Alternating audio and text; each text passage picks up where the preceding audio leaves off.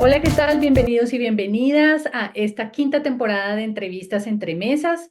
Hoy nos vamos a dirigir hasta Ecuador. En esta quinta entrevista vamos a irnos virtualmente hasta la mesa de la antropóloga ecuatoriana Ana María de Veintemilla, quien nos va a hablar hoy de la relación entre la soberanía alimentaria, las mujeres quichuas y la alimentación. Les recordamos a todos que nos pueden seguir a través de nuestras redes sociales, en el grupo de Facebook, Antropología de la Alimentación más allá de la comensalidad, en nuestro canal de YouTube, El Sistema Cultural de la Alimentación, y en nuestra cuenta de Instagram, Entrevistas, Raya al Piso, entre Raya al Piso, Mesas, para que allí conozcan todas las iniciativas y particularmente todas las temporadas de entrevistas que hemos tenido previamente. Ahora sí, sin más preámbulos, vamos a hablar con Ana María de Ventemilla. Ya les comenté que ella es antropóloga de la alimentación, ella es ecuatoriana y hoy nos va a hablar de un tema fundamental para Ecuador, pero que también puede ser visible en otros espacios de Latinoamérica, porque es esta relación entre el territorio, la cultura y la alimentación. Bienvenida, Ana María, muchísimas gracias por estar aquí. Para mí es un verdadero honor volver a compartir contigo un espacio virtual. Muchas gracias, Liliana. Yo también te felicito por este espacio, por estas reflexiones de este programa y a todo el equipo, porque realmente hablar, como tú dices, de problemas que pueden ser casos locales, pero que se amplían a nuestra región es muy importante. Ana María, bueno, tú tienes dos publicaciones que hacen parte de tus investigaciones específicamente sobre alimentación. La primera, y me permito leerla, se llama Mi cuna, Mujeres Quichua, Soberanía Alimentaria y Políticas Sociales. Y la última que mencionábamos antes de empezar esta entrevista, que se llama Somos Semillas. En las dos publicaciones hace reflexiones sobre todo en esa relación entre el territorio, la cultura y la alimentación y te enfatizas en esta zona norte del Ecuador que se llama Cotacachi. Para los que no son ecuatorianos, me gustaría que nos comentaras un poco, que nos dieras un poco de contexto sobre qué es Cotacachi, cómo es esta ciudad, quiénes la habitan y en general, pues, qué manifestaciones culturales has tenido oportunidad de conocer a través de tus investigaciones. Gracias, Liliana. Sí, Cotacachi se encuentra en la Sierra Norte del país, es uno de los cantones más grandes del Ecuador y es interesante porque Cotacachi, al igual de otras zonas en el país, es muy diverso.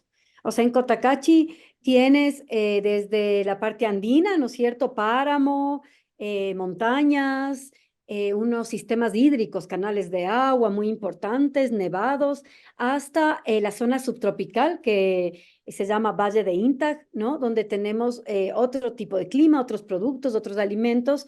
Y entonces los pueblos ancestrales, originarios y sus generaciones siempre han dependido de este territorio para alimentarse, porque este territorio está compuesto de varios pisos ecológicos, como te digo, desde los 3000 y pico metros hasta casi el nivel del mar, digamos, ¿no? 200 metros creo que es la parte más baja. Entonces, ha habido una diversidad alimentaria que los pueblos, las poblaciones que han habitado este territorio han cuidado, ¿no? Durante muchos, muchos años. Eso le hace a Cotacachi un lugar muy especial en términos de agua, de aire, de alimentos, de fertilidad de suelo, de biodiversidad, de páramo y también, digamos, de saberes y prácticas en torno a los cuidados, la salud y la alimentación, ¿no? Bueno, ahora me gustaría que nos definieras un poco sobre las poblaciones quichua. Uno hace referencia inicialmente a la lengua quichua, sin embargo, esta lengua hace referencias a algo más grande que contiene la lengua, que es la cultura quichua. ¿Nos puedes contar un poco más sobre los habitantes y en general a qué se refiere esta cultura quichua en Cotacachi? Chévere. Sabes que, bueno, Cotacachi es culturalmente diverso. Entonces, en Cotacachi tienes población quichua, que, digamos, también históricamente pertenecía a otros pueblos, ¿no? Con diferentes lenguas. Ujú. Eh, y una gran parte de la población es quichua hablante, son los Cotacachis. Y otra población también es afro. porque ha venido, digamos, de otras zonas a vivir en el Valle de Intac, sobre todo, campesinos, colonos, y la población blanco-mestiza es bastante más pequeña en relación a estas otras poblaciones. Entonces, como en nuestros países son ciudades, territorios muy diversos culturalmente, ¿no? El Ecuador mismo tiene 24 nacionalidades, entonces es un país pluridiverso, pluricultural, ¿no? Y en esta zona habita entonces eso, ¿no? Población indígena, colona, mestiza y afroecuatoriana. Eso también le hace muy rico. Supongo que también la alimentación es importante en su variedad y en su diversidad. ¿Tú nos puedes contar más o menos qué tipo de productos agrícolas hay en esta zona de Cotacachi? ¿Qué es como lo más identitario de esta zona en términos de productos alimentarios? Yo debo empezar diciendo que la diversidad alimentaria es gracias a los pueblos que habitan los territorios, ¿no es cierto? Porque son las comunidades campesinas, indígenas, afros, las que generan la diversidad de semillas, de alimentos, de productos, de variedades. Entonces, por ejemplo, te pongo el caso de las compañeras de la zona andina de Cotacachi, que son las comunidades quichua y que están organizadas bajo la UNORCAC. Y ellas, por ejemplo, acaban de recibir hace pocos meses el premio de la UNESCO, del CIPAM, de la chacra andina, porque a lo largo de los siglos, digamos, han ido ellas no solo que recuperando y cuidando y preservando, sino también generando nuevas variedades de alimentos. Entonces, por ejemplo, ellas tienen una gran diversidad de tipos de maíz, además muchos tubérculos, tienen una diversidad también de granos y de, sí, en general de productos andinos, ocas, mashuas, quinoas, chochos, papas y el maíz, que es como, ¿no? El alimento, digamos, entre otros de los pueblos indígenas. Y entonces, gracias a esta cooperación, porque las mujeres que están muy enfocadas en la agricultura, pero las comunidades han ido cuidando de esta diversidad alimentaria y gracias al intercambio con otras zonas, ¿no es cierto? Porque ellas han creado un sistema también de intercambio con otras zonas como la zona subtropical, de donde vienen, por ejemplo, productos más de clima más cálido. Entonces, yuca, plátano, muchas frutas.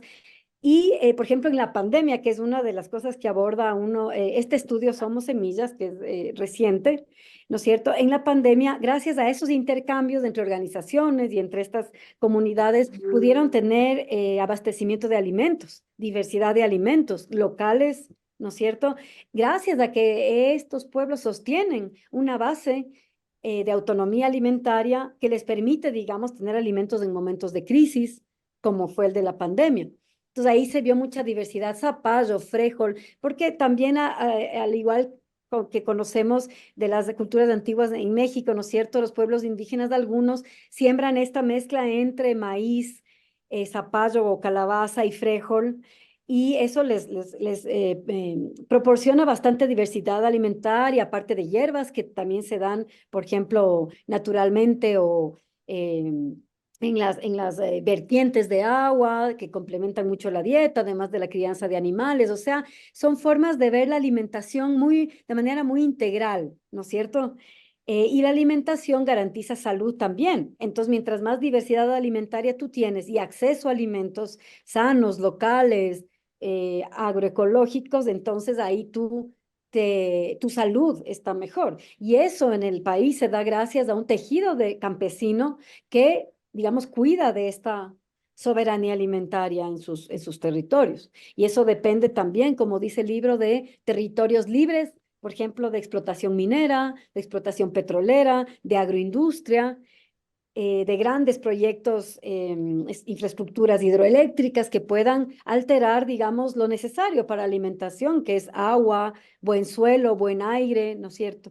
Sí, ahora me gustaría que habláramos de ese libro reciente que se llama Somos Semillas, que nos contaras un poco más cómo está dividido, en qué capítulos y sobre todo qué aspectos fundamentales tú evidencias en esta relación entre el territorio y la alimentación, aunque ya en la anterior pregunta nos has contado un poco más de los aspectos, pero de repente si hay algo que debemos conocer para salir corriendo a comprar este libro, Somos Semillas. Muchas gracias. Bueno, Somos Semillas, les cuento. que está en Aviala, es impreso por Aviala y está en la página de Aviala para quien quiera adquirirlo. Y fue interesante porque este estudio nace cuando yo vivía en Cotacachi. Y yo me fui a vivir a Cotacachi, a una comunidad que se llama La Calera. Y durante la pandemia, ¿no es cierto? Empecé a ver, yo vivía con mi hijo y con una compañera, y yo empecé a ver cómo la gente se organizaba en el encierro para tener alimentos. Pues Ujú, entonces ahí surgió la necesidad de ir registrando todas estas prácticas que la gente, las organizaciones, las mujeres hacen para asegurar, digamos, la agricultura campesina.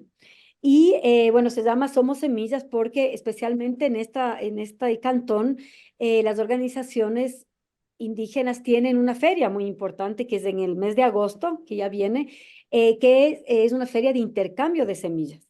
Y esa es una práctica tradicional de muchos pueblos, ¿no? Que han ido intercambiando semillas y así se ha ido generando diversidad alimentaria y semillas que se han cuidado a través de los años, ¿no es cierto? Que la gente ha defendido. Sabemos en Colombia hace unos años que este tema del patente de las semillas, ¿no es cierto? Me acuerdo que hubo un video que les quitaban a los campesinos del arroz porque ese arroz tenía patente, imagínate. sí. Entonces, ¿cómo tú puedes apropiarte de la vida? La semilla es, digamos, es parte de la vida, es parte del alimento, es parte de la diversidad, es de donde nace toda esta posibilidad de vida y de interrelación con los pueblos y de diversidad, ¿no? Y de cultura. Entonces, se llamó así porque no solamente que las semillas proveen alimentos, y entonces ahí vamos mucho a la cuestión de que no solo las semillas, digamos, son parte de generar vida y han sido manejadas por los pueblos y comunidades para garantizar diversidad y acceso a alimentos, sino que las personas también somos semillas que damos esa posibilidad de cuidar de un tejido alimentario en nuestros territorios, ¿no? Y que nadie puede apropiarse Ujú, de esa posibilidad, ni de esa diversidad, ni de esa creación que ha sido a través de las manos y el trabajo de muchos pueblos y de mucho tiempo.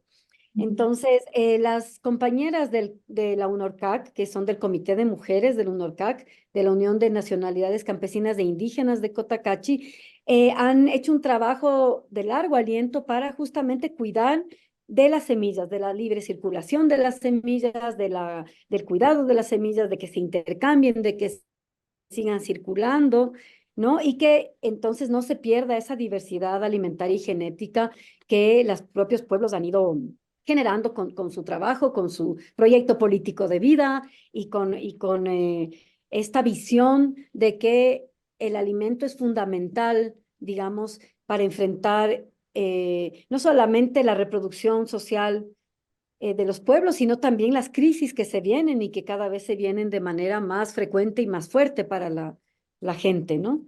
Sí, eso que tú mencionas, la pandemia fue fundamental para entender las inequidades sociales y sobre todo cómo lo notamos en aspectos alimentarios, en todos los niveles.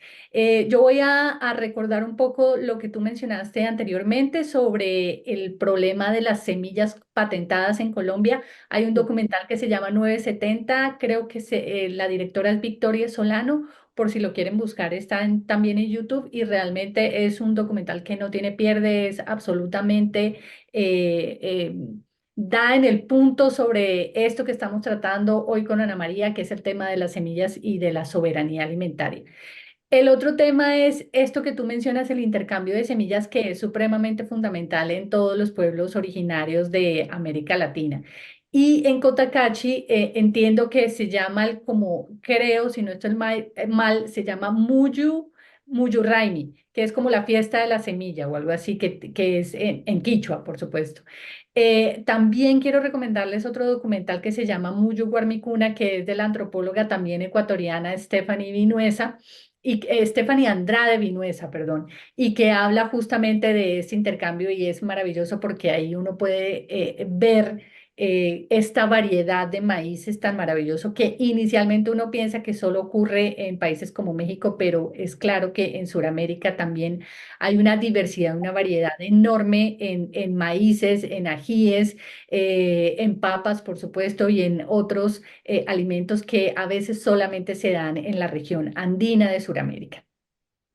Bueno, yo quisiera ahora como hablar un poco de la otra publicación que tú mencionas y perdón que me pase de una publicación a otra, pero es como para hacerlo también lo más amplio posible. La otra publicación que se llama Mi Cuna, Mujeres Quichua, Soberanía Alimentaria y Políticas Sociales. Habla inicialmente de un tema muy importante que es la desnutrición infantil y que eso es como la evidencia de una mala relación entre, o bueno, de una relación que tiene muchos desafíos, es entre el territorio y la alimentación, y que obviamente se va a ver muchísimo más o va a ser afectada esta población infantil.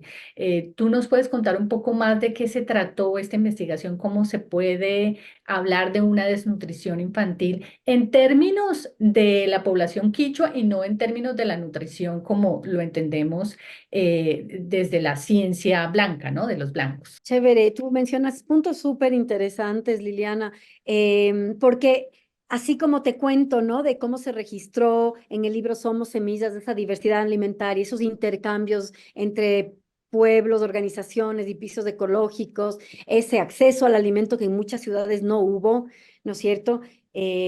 También en esta misma zona hay bastantes cifras, altas cifras de desnutrición.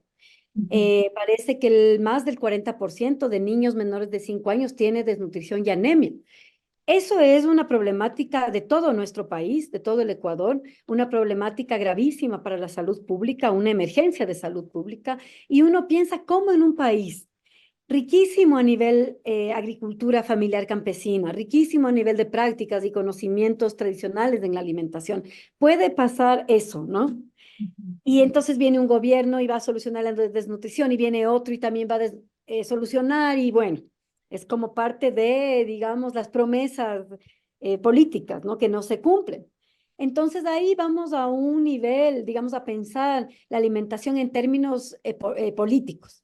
¿Y por qué en términos políticos? Porque la alimentación depende, digamos, de que haya las garantías para hacer agricultura y para tener acceso a alimentos. Y ujú, entonces, por ejemplo, en este territorio que yo te cuento en Cotacachi, hay una grandísima falta de acceso a tierra y agua. Y eso se da, por un lado, por una problemática histórica, que es el acaparamiento de tierras y agua de las haciendas, de grandes haciendas, y se da también porque el Ecuador se ha apostado por un modelo del agronegocio y del extractivismo. Y entonces ha apostado su economía, en vez de, digamos, apostar su economía al tejido este campesino, que realmente es el que nos sigue alimentando, que es el que genera la cantidad más grande de economía en el país, se ha apostado por explotación petrolera para otros países, explotación minera, agroindustria, ¿no es cierto? Grandes monocultivos de productos muchas veces como flores que no se comen, o productos para exportación, commodities, ¿no? Brócoli, frutilla. Y ahorita el gran problema, por ejemplo, es el aceite de palma, la palma ujú. que se está produciendo, sobre todo en el Chocó andino, que es justamente, ¿no? De Colombia baja todo el Chocó al Ecuador y es una zona biodiversa maravillosa, ¿no es cierto? Y ahí se está produciendo cantidad de aceite de palma. Entonces, apostarse por esas economías de exportación, que a la final lo que dejan en el país es contaminación, pobreza, despojo, hace que, digamos, esta capacidad de la agricultura familiar campesina esté siendo cada vez más amenazada. Entonces, bajo presupuesto para la agricultura familiar campesina, casi cero presupuesto para las mujeres campesinas, muchas facilidades para el agronegocio. ¿No es cierto? El agronegocio acapara, como te digo, bienes comunes, o sea, agua, tierra, contamina el aire, ¿no? Las condiciones laborales en las plantaciones son terribles. Entonces, ahí dices, claro, la gente, digamos, puede sembrar con muchísimas dificultades, con pocos créditos, con falta de agua, con falta de tierra, y sigue sembrando y sigue alimentando al país y sigue, digamos, consumiendo lo que siembra, pero realmente sus posibilidades se limitan mucho por estas dificultades que enfrentan, ¿no? Entonces, digamos, las políticas no pueden ser, vamos a dar más leche a los niños o vamos a dar barras de cereales en el desayuno, no pueden ser fragmentadas de una realidad más estructural que lo que necesita es un profundo cambio económico, político, social, que realmente ponga en el centro la agricultura familiar campesina y todo lo que se necesita para garantizar la soberanía alimentaria, que es algo que está contemplado en la Constitución. En este sentido, el caso de Cotacachi, como tú dices, es justamente una lucha por la defensa de este tejido agrobioalimentario. Y más allá de lo nutritivo, porque uno piensa que la nutrición en estos pueblos indígenas tiene que ver con lo material, es decir, con la comida, con lo tangible, pero en realidad detrás de lo tangible viene la cultura, que es lo intangible, y esto también se está viendo fuertemente afectado por estos cambios en la economía y por estas visiones desarrollistas que en realidad lo que están haciendo es que están dejando por fuera una enorme cantidad de población. Yo quisiera preguntarte si has tenido oportunidad de ver cuál es el impacto que tienen también estas políticas desarrollistas en la cultura, en lo intangible, en lo que está sosteniendo lo material. ¿Cómo se ve afectada esta cultura? O sea, verás, una de las cosas interesantes que conversábamos con las compañeras de Cotacachi es que los pueblos indígenas han sido muy discriminados, Ujú. tanto por el Estado como por sus instituciones, ¿no es cierto?, como por la población blanco-mestiza.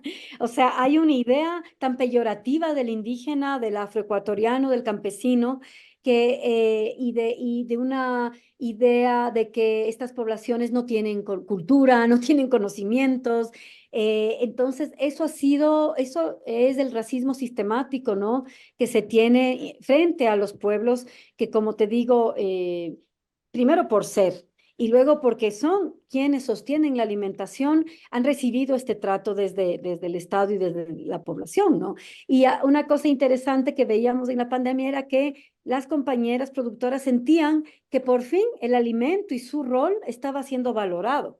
Porque la gente, ¿no? La gente se volcó a, ay, necesitamos comer mejor, necesitamos estar saludables en esta pandemia, ¿no? Y como no había mucha entrada de, digamos, de las empresas y hubo bloqueo de vías y no venían muchos productos, se empezó a valorar este tejido alimentario local, o sea, poder comprar lo que produce la parte cercana donde uno vive, ¿no? Entonces empezaron a emerger canastas comunitarias que distribuían alimentos, mercaditos, ferias, a pesar de que tuvieron mucha persecución, pero emergió, digamos, esta posibilidad de las propias localidades de producir alimentos y de ser quienes distribuyen los alimentos, ¿no? Entonces, como tú dices, digamos, todavía muchas sociedades latinoamericanas tienen esta presión del colonialismo, ¿no? De tener unos poderes, digamos, que se piensan superiores o poblaciones que se piensan superiores a otras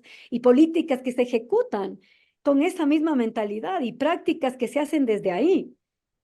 Y eso tenemos que realmente cuestionar en lo que hagamos porque es importantísimo que se reconozcan y que se defiendan los derechos colectivos y los derechos de la naturaleza, ¿no? De estos pueblos y de estas mujeres campesinas que además han arriesgado muchísimo por la organización social, por la defensa de la alimentación, por la lucha para crear, para facilitar acceso a alimentos baratos, diversos, en sus comunidades y también a nivel regional. Entonces, eso es importantísimo valorar, visibilizar y exigir que las políticas para cuidar de la alimentación se cumplan, ¿no? Y eso implica realmente transformaciones profundas, pero que necesitamos en este momento de crisis, ¿no? Ana María, yo quisiera ahora preguntarte, tú tienes una frase muy poderosa que se llama, quien ha comido de su chakra sabe. Y esto me da la sensación de todo el conocimiento que tienen los campesinos y los indígenas en Cotacachi, que son los encargados de producir en su propia chacra, que son alimentos inicialmente para ellos, pero también para vender en los mercados o para, no sé si también funcionen también como el trueque. Yo quisiera preguntarte por estos saberes ancestrales que tienen los indígenas quichua. ¿Has tenido oportunidad de trabajar con ellos para, digamos, has hecho talleres con ellos para un poco indicar y para mantener este conocimiento que ellos tienen desde la práctica en sus chakras? Chakras para los que están en México significa milpa. Qué chévere, Liliana. A ver, ahí planteas bastantes asuntos y yo quiero, digamos, bueno, quiero primero aclarar que como estamos analizando, ¿no es cierto? Hay un nivel de responsabilidad del Estado y de sus instituciones, pero también hay un nivel, digamos, del impacto que crean políticas, digamos, capitalistas de desarrollo en nuestros países. Entonces, también ahí hay una responsabilidad, o sea si permitimos el ingreso de empresas, ¿no es cierto?, transnacionales, ¿no? O de grandes capitales que lo que piensan es en el beneficio propio, ¿no es cierto? Y eso crea en nuestros países más pobreza. También es una cosa de ver cómo está el escenario geopolítico y quiénes están impactando en la alimentación en diferentes niveles, ¿no? Y cómo esos niveles afectan a la pequeña unidad campesina finalmente. Y entonces son varias cosas que tenemos que tomar en cuenta. Por ejemplo, en esta cuestión que te digo del agronegocio, ¿no? Dar, por ejemplo, manglares, dar espacios biodiversos que nos garantizan un buen vivir, digamos. Eh, Hipotecados a grandes empresas exportadoras o grandes empresas que pretenden apropiarse, ¿no es cierto?, de estos espacios, sembrar productos de exportación, tener beneficio propio en detrimento de las poblaciones campesinas. Creo que es una cosa que también está ligada entre el Estado, este capital transnacional, ¿no es cierto?, y que afecta finalmente en los territorios locales. Entonces, creo que tenemos que mirar la alimentación en estas dimensiones. Por otro lado, en lo que tú me dices, se me ocurre una anécdota interesante que era cuando estábamos encerrados en la pandemia, y esa frase es de testimonios de compañeras porque surgió de ese contexto. Aquí tenemos un plato, verás, típico, que se come en la Semana Santa y es la fanesca. Y es un plato que se compone, tú debes haber probado, se compone de 7 granos o estaré mal, bueno, digamos que 7 granos. Y estos granos digamos, son granos andinos, son granos criollos. Y estábamos nosotras ahí en La Calera, en esta comunidad, eh, en Cotacachi, y veíamos por la televisión, ¿no? O hablábamos con nuestros familiares de Quito y decían, ay, no vamos a comer fanesca este año porque no se consiguen los productos, porque habían carreteras bloqueadas, ¿no es cierto?, por los temas de emergencia sanitaria, algunas cosas, políticas de último minuto que no se entendían por qué se hacían, pero bueno, había mucha dificultad de circulación de alimentos y había mucha escasez. Como tú dices, del caso que cuentas es impresionante de las banderas rojas, ¿no? Y realmente muchos sectores urbanos empobrecidos sufrieron muchísima escasez. Para no hablar del tema sanitario más profundo que vivimos, ¿no? De las muertes y todo esto, pero sí mucha gente sufrió hambre y fue de las comunidades campesinas de donde salían donaciones enormes de alimentos. De Cotacachi, el primer registro que se tuvo fue de 17 camiones repletos de comida a los sectores más vulnerables de las ciudades. Ujú. Entonces, ahí se vio como las comunidades campesinas que mantienen, que defienden el territorio alimentario, ¿no? De la soberanía alimentaria pueden enfrentar estas situaciones. Entonces Claro, nosotros claro. muertos de ganas de esta sopa, de la fanesca, de repente salíamos, porque sí salíamos a caminar porque es en aire libre, es en el campo, a caminar por la comunidad y de repente, la vecina tenía zapallo y la otra vecina tenía frijol y la otra vecina tenía chocho y la otra vecina las vacas con la leche y la otra vecina el queso y finalmente algunas familias se juntaron y hicieron una tremenda olla de fanesca. Y nosotros comimos este plato que es bastante, digamos, refinado, ¿no? Porque tiene muchos granos, tiene leche, tiene quesos y tiene arroz y tiene zapallo. Y nos sentimos las personas más ricas del mundo, ¿no? Por supuesto O que sea, el sí. valor, el valor de los alimentos y además compartidos y además como un evento social que nos invita a relacionarnos con otras personas, a conocer un lugar profundamente y lo que este lugar da, bueno, y todo lo que la alimentación, digamos, conecta, fue maravilloso para nosotros, pues, frente a Claro. la es que se estaba viviendo. Ana María, por cuestiones de tiempo en televisión, vamos a tener que hacer un corte aquí. Sin embargo, para las personas que quieran continuar viendo esta entrevista, porque viene una segunda parte de esta entrevista con la antropóloga ecuatoriana Ana María de Ventimilla, quédense que ya viene la segunda parte de estas entrevistas entre mesas.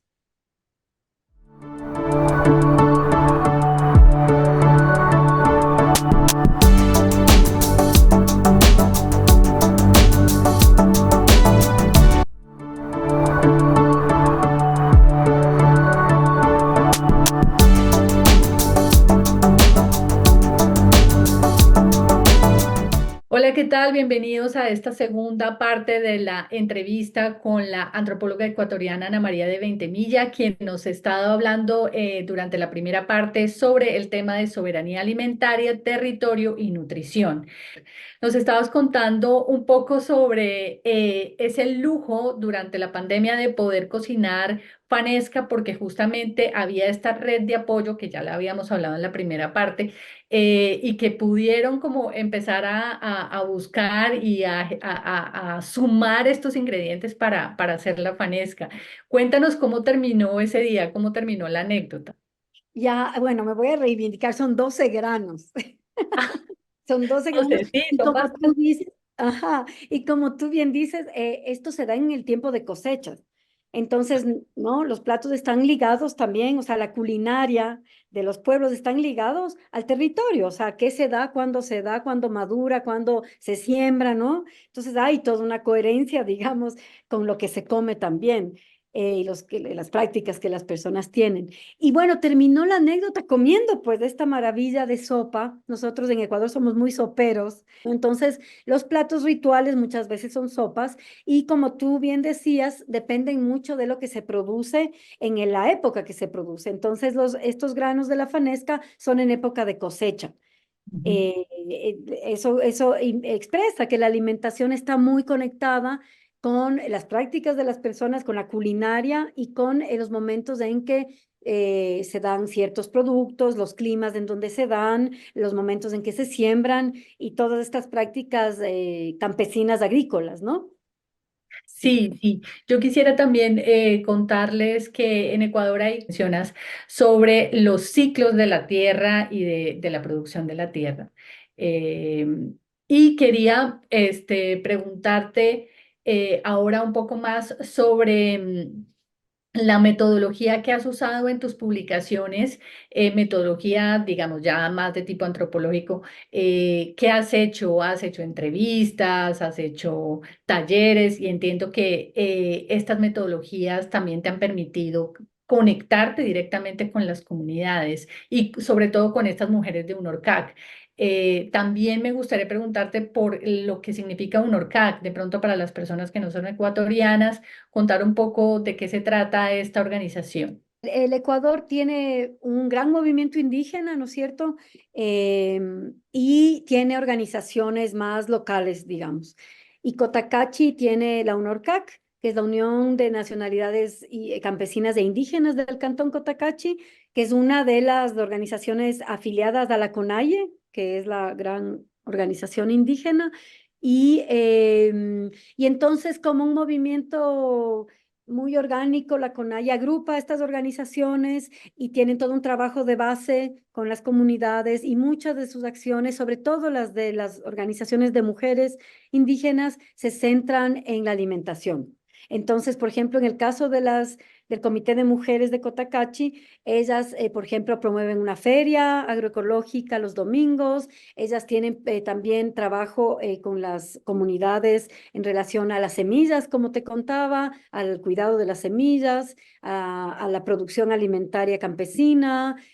También tienen iniciativas gastronómicas. Ellas tratan de rescatar mucho, digamos, los saberes culinarios ligados a lo que produce el territorio, entonces los tubérculos, los granos, el maíz.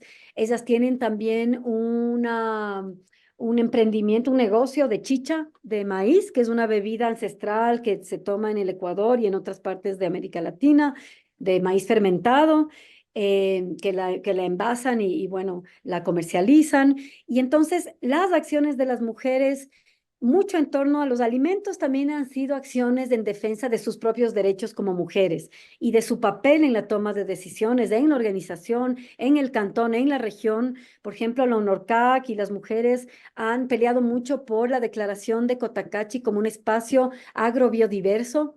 Y como te digo, ganaron este premio de la Chacra Andina, del CIPAM, y entonces ellas están trabajando mucho por la defensa de la alimentación, del territorio y del buen vivir en el sentido de que realmente es un derecho a alimentarse, la alimentación es un derecho y no solamente es que los gobiernos te den de alimentar o te den alimentación y te llenes, sino los pueblos, como tú decías, ¿qué es la soberanía alimentaria? Los pueblos quieren también decidir qué comen, decidir qué producen, para quién, por qué, y eso es un derecho también, y ellas defienden esa posibilidad.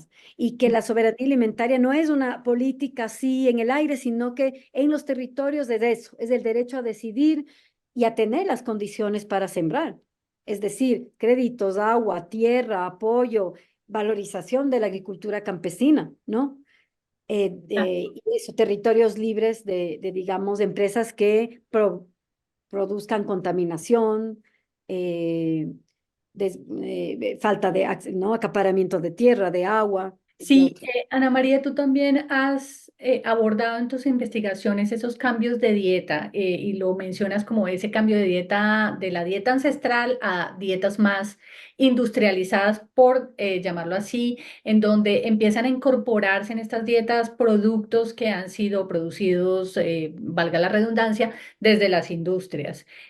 ¿Nos quieres contar un poco cómo se ha visto esas dietas, cómo han afectado también a las comunidades y sobre todo qué tipo de alimentos industrializados se han ido incorporando? Y bueno, saber también por qué se han incorporado estos alimentos industriales en las dietas tradicionales de los indígenas de Cotacachi. Ya, ahí te quiero compartir que una de mis investigaciones del 2018 fue en otra comunidad en la costa sur del Ecuador. Ok. Y ahí, como para darte un ejemplo, porque lo que tú dices es bien interesante, ahí es una zona campesina, digamos, campesina de la costa, y es una comuna ancestral también, porque en el Ecuador hay comunas ancestrales en varios sitios del país. Y en la costa hay comunas ancestrales con territorios comunitarios, y esta comuna que se llama Salango tiene entonces una población montuvia de, digamos, agricultores y una población pesquera. Y ellos ancestralmente, o hace pocas décadas, era unas 4 décadas, intercambiaban productos de la agricultura con pescado y tenían una dieta bastante buena, diversa, ¿no es cierto? Nutricionalmente adecuada, culturalmente adecuada. Y cuando yo hice esta investigación de ver cómo han cambiado esa dieta, em, en la investigación igual, ¿no? Como tú me decías, ¿cómo haces de investigación? Yo converso. Digamos que para mí lo interesante es poder crear espacios de diálogo, de conversa, de y cómo era, cómo fue, de rescate de la memoria colectiva, de rescate de la propia lectura de la gente de su territorio, de su problemática, de los cambios que han vivido, ¿no es cierto? De los factores que ellos determinan o identifican como factores que han cambiado, que han amenazado, que han mejorado sus condiciones de vida. Y en esta población de Salango identificaban mucho que, por ejemplo, el costo de pescado era ahorita inaccesible para los propios comuneros, ¿no? Entonces, por ejemplo, que como el pescado se ha vuelto con el tiempo en un producto muy preciado para exportar, los pescadores, digamos, prácticamente venden su pesca a grandes empresas, ¿no es cierto?, empacadoras de pescado, y la gente empieza, digamos, a tener escasez de un producto que era la base de su alimentación y un producto que es importante, ¿no? A nivel nutricional, a nivel proteínico. Entonces la gente te decía, bueno, desde que la pesca se incrementó y los grandes barcos industriales pescan sin control, desde que el pescado es tan caro, desde que algunas zonas de conservación nos impiden entrar a pescar, desde que las tierras han sido ocupadas y privatizadas, desde que la carretera se construyó. Estos múltiples factores habían cambiado la dieta de una dieta basada mucho en la subsistencia, en el intercambio, en la producción, a una dieta bastante industrializada, es decir, la gente compra en la tienda productos industriales, de origen industrial, baratos porque los salarios son muy pequeños y finalmente entonces aparecen enfermedades que ahora son una de las mayores causas de muerte en el país, que son enfermedades relacionadas con la alimentación. Diabetes, sobrepeso, ¿no? El sobrepeso que lleva a hipertensión, a problemas cardiovasculares y otras cosas que, como tú sabes, en la pandemia también era un gran riesgo tener ese perfil de la salud, ¿no es cierto? Ese perfil. Y entonces conversando con la gente, en el caso de Cotacachi, hay la suerte que son comunidades organizadas y cuyo centro es la defensa del tejido agroalimentario. Entonces, por eso es que las mujeres dicen siempre, nosotros queremos cada vez ser más autónomas en la alimentación, no queremos depender de la plata para comprar nuestros alimentos, queremos tener las garantías para producir alimentos diversos y seguir sanos, ¿no? Y a pesar de que ese es como el deseo y la lucha, se enfrentan con estas amenazas que te conté y finalmente sí una parte de su alimentación, claro, depende de adquirir productos industrializados, que generalmente el problema es que son, aparte de que no, la gente no sabe cómo se producen, también son con mucho azúcar, con muchas grasas saturadas, con muchas harinas blancas, justo lo que enferma a las personas.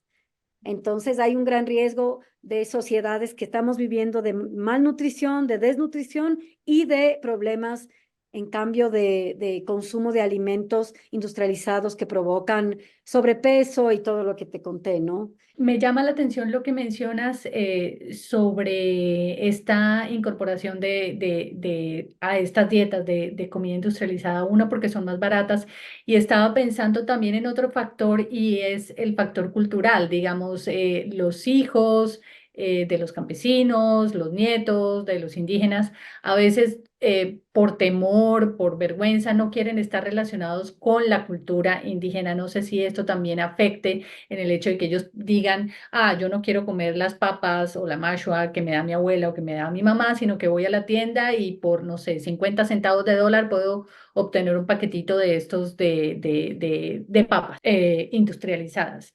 No sé si ese colonialismo que todavía habita en nosotros y que desafortunadamente hace que las personas de estas comunidades sean vulnerables en el sentido de que no se quieren sentir discriminadas, deciden cambiar sus dietas para no parecerse o no querer pertenecer a estas comunidades indígenas. Bueno, lo que tú mencionas es bien complejo, porque digamos, ya no podemos pensar en el indígena del campo la persona de la ciudad, ¿no? O sea, y el ciudadano urbano y el ciudadano de campo. O sea, ahorita hay digamos, una movilización impresionante, ¿no es cierto? O sea, por ejemplo, lo que yo veo en Cotacachi.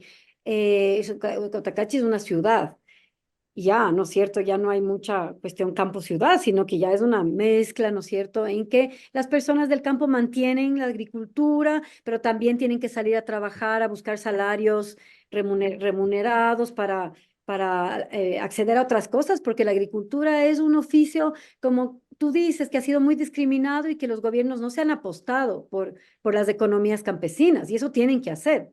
Entonces, lo que ha pasado es que sí, por la discriminación, muchas personas de comunidades indígenas quieren consumir otros alimentos, ¿no es cierto? Que tengan este estatus de alimentos más globales o más urbanos, pero hay mucho también valorización de la comida campesina, también hay muchos jóvenes que más bien, ¿no? Y con la pandemia se dio mucho, que volvieron las comunidades, que ahí recibieron ese acogimiento y ese sostén cuando en las ciudades se quedaron sin trabajo, ¿no es cierto? Entonces, que también hay una revalorización de la comida campesina, de los productos locales, que son además muchas veces agroecológicos, que tienen atrás un sentido de cuidado de la naturaleza, ¿no es cierto? De respeto de los ciclos de la naturaleza eh, y de una ética con el planeta, pienso yo. Entonces también hay esa mirada de valorar, porque claro, el alimento es algo muy identitario, que marca mucho la identidad, ¿no?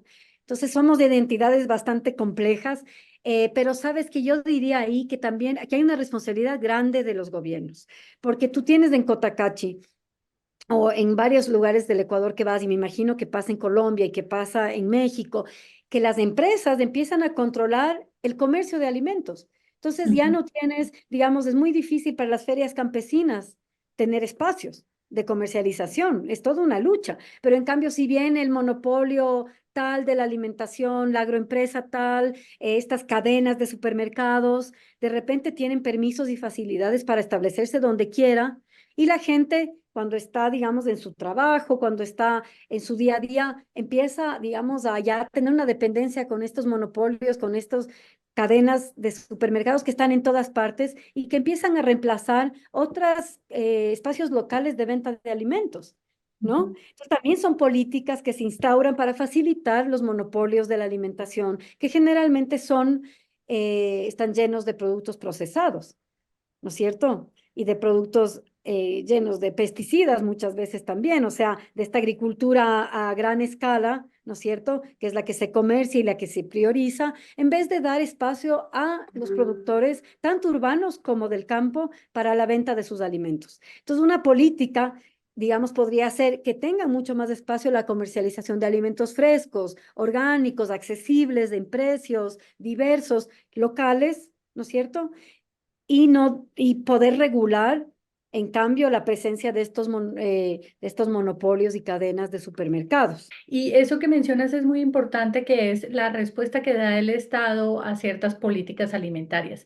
Pero ¿cuál es la reacción de las personas de Cotacachi frente a estas políticas? ¿Hay algún tipo de manifestación? ¿Hay algún tipo de negociación que se puedan dar o de presión que las mismas comunidades hagan sobre el Estado ecuatoriano para que cambie o modifique o revise sus políticas alimentarias? Sí, sí, sí, el Ecuador, como tú conoces, tiene el movimiento indígena que ha presionado, digamos, siempre y ha puesto en jaque a muchos gobiernos para exigir, digamos, las garantías a los derechos colectivos, ¿no? Y entre esos, realmente las mujeres son las que más, digamos, luchan y reclaman las garantías necesarias para la alimentación. Entonces, te pongo un pequeño ejemplo.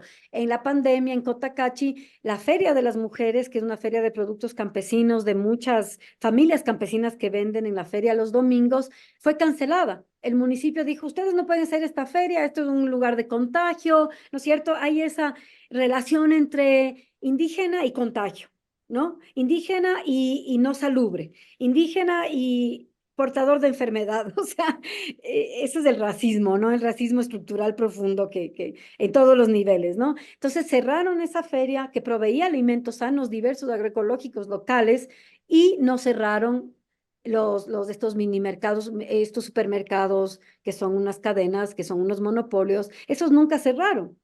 ¿No? Entonces, a pesar de esas dificultades, la gente de las comunidades, por ejemplo, se las ingenió para hacer pequeñas ferias en lugares abiertos donde tú tenías acceso a alimentos. Y así, gracias a que tienen una organización social sólida, ¿no? Que implica muchísimo trabajo, pudieron sostener el abastecimiento en varios lugares de Cotacachi, pero también se oyó de organizaciones en todo el país, incluso en Perú, en Colombia, que hacían lo mismo. O sea, organicémonos para poder ofrecer alimentos que sembramos en esta crisis de la pandemia.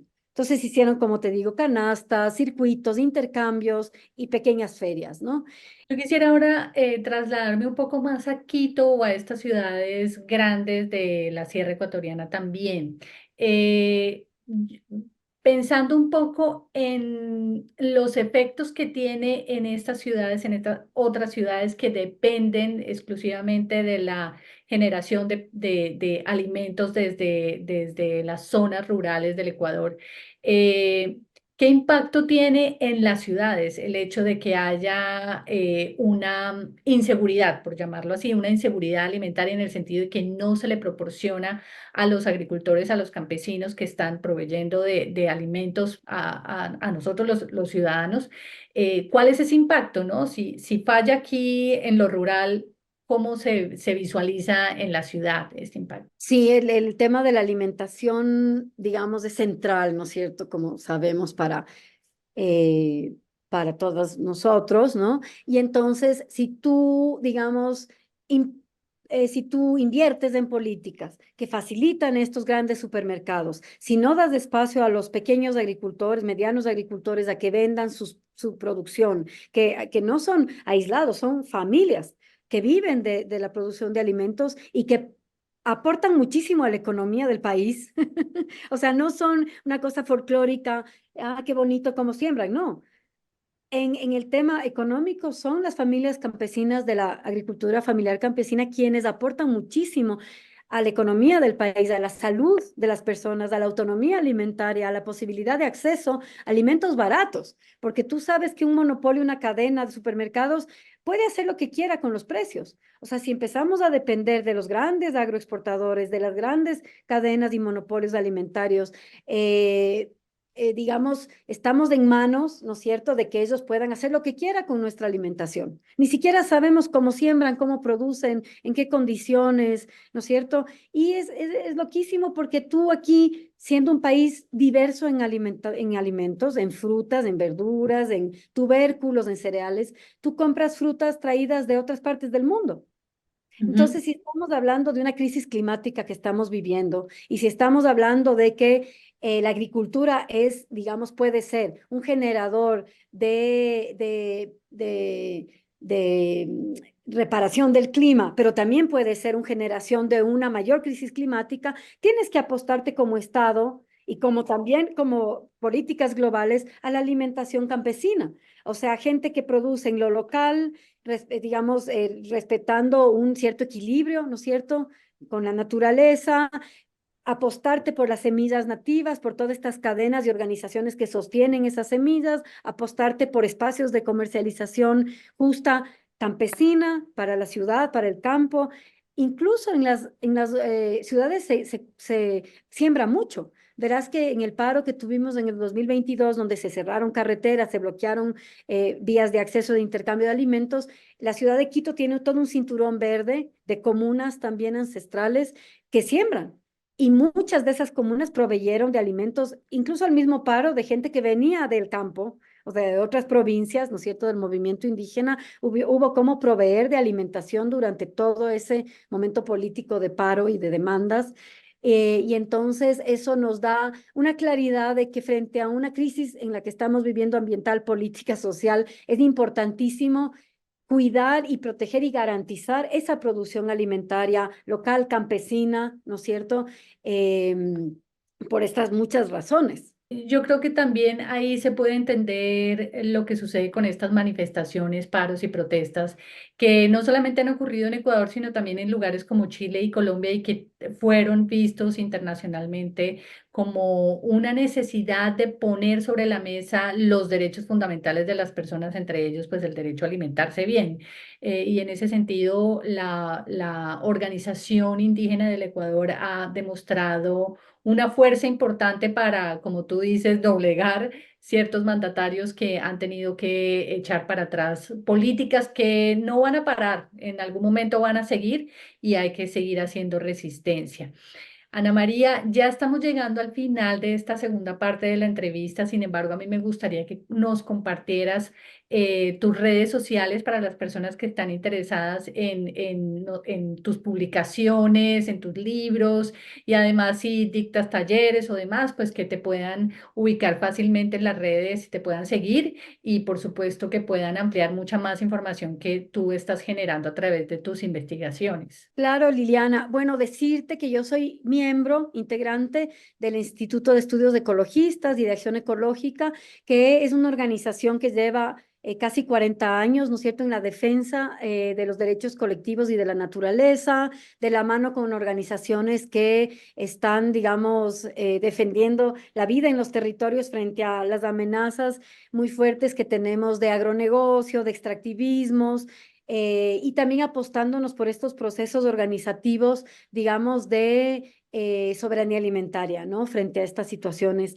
Y entonces, como Instituto de Estudios Ecologistas, nosotros acompañamos y apoyamos, ¿no es cierto?, el camino conjunto para construir este tipo de investigaciones, que eso ha sido muy interesante, muy chévere. Ahí ves este telar lindo, ¿no? Donde Sí. podemos ver, ¿no? Cómo es tan diverso lo que los pueblos y comunidades hacen y cómo nosotros como colectivos en las ciudades también debemos sumarnos, porque también tenemos problemáticas gravísimas en este momento, ¿no es cierto?, a esas acciones de resistencia y de defensa, ¿no es cierto?, de los territorios. Y entonces, en ese sentido, ahí puedo pasarte también la página web de la organización y, Sí. bueno, algunas informaciones si la gente quiere mirar nuestro trabajo, invitarles a todos y a todas que estén por acá.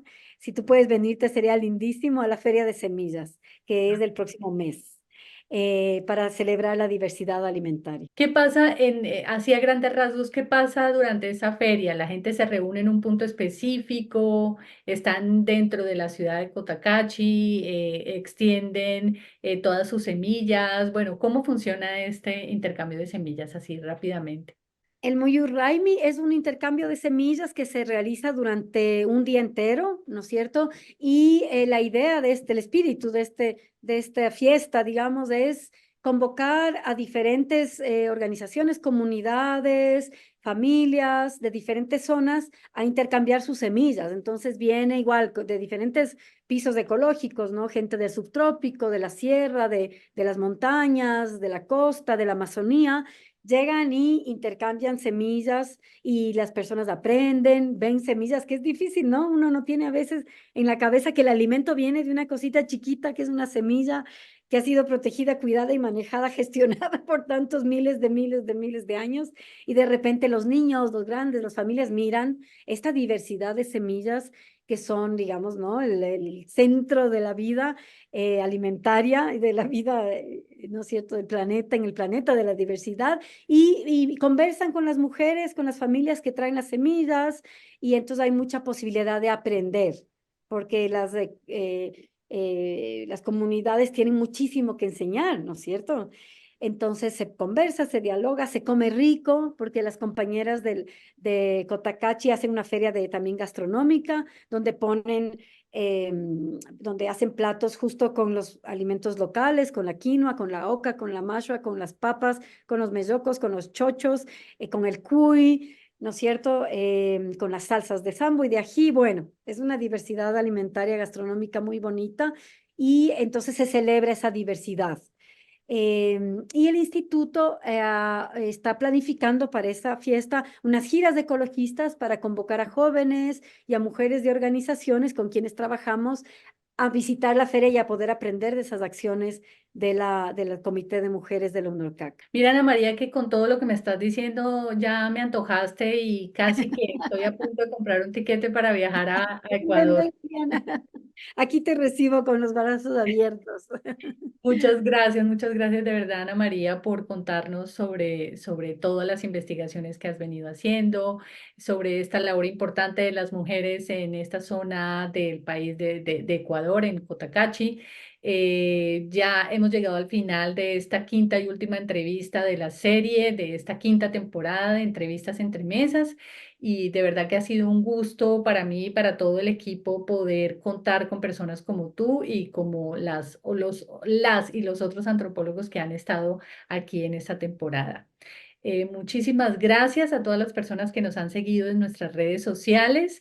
Les recuerdo nuestra página web, perdón, nuestro Facebook, el grupo de Antropología de la Alimentación, más allá de la comensalidad, en YouTube, para que puedan ver esta y las otras entrevistas, el Sistema Cultural de la Alimentación, y síganos también en la cuenta de Instagram, Entrevistas Entre Mesas. Gracias, Ana María, qué gusto poder hablar contigo hoy. Muchas gracias, Liliana. Para mí también un gusto, y bueno, pues es un excelente espacio para difundir y reflexionar sobre estos temas que nos conciernen a todos y a todas, ¿no? Sí, así es. Muy Gracias. bien. Gracias, Liliana. Cuídate mucho.